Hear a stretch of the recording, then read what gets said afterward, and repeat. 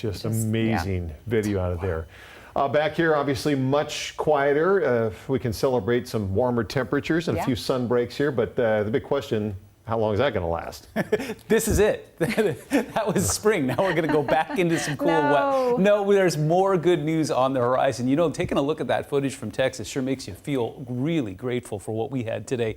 Beautiful day out there. There was some cloud cover, and it took a while for it to clear. As I mentioned earlier, right around midday, we're going, oh, please do it. And it did.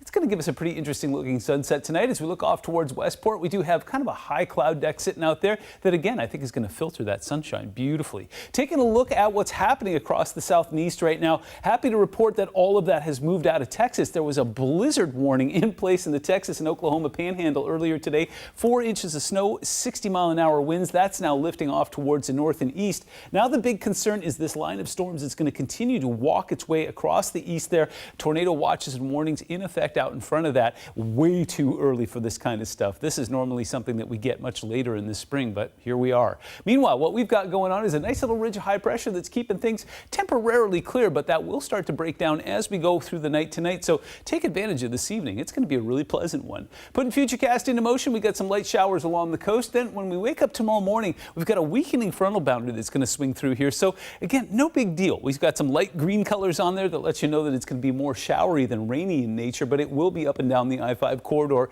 making the roads wet tomorrow morning. Fast forward to about 2 o'clock in the afternoon, it will become heavier where you see some of those yellows. In fact, we are expecting a bit of a convergence zone to set up shop. You can see basically from Seattle up towards Stevens Pass there, that will be converting over to snow right around the 4,000 or 5,000 foot level. So again, building on snowpack, but it will be making the roads wet tomorrow night. Check this out. Once it moves through, more ridging builds in. It's not going to be as pleasant as it was today, but it looks like we've got the potential to see some sunshine, and we're going to get to take that into Friday as well before the next system moves in this weekend. Again, just your standard system. It doesn't look like it's going to be a particularly heavy one, but it will just keep temperatures in the 50s and keep that rain rolling all the way through Sunday. So for this next round, no big deal there. It's going to saturate the ground a little bit, but it doesn't look like it has much in the way of flood potential. Taking a look at your 7-day forecast.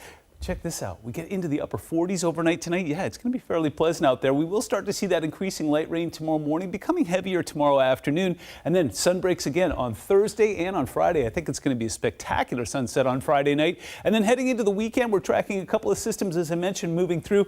The bummer part is, yeah, it's not going to be a great and perfect weekend, but again, it doesn't look like it's going to be particularly heavy or anything that we need to be concerned about. Moving into next week, it looks like we will see a return of the sun, and we'll try and take another run at 60 again starting on Tuesday.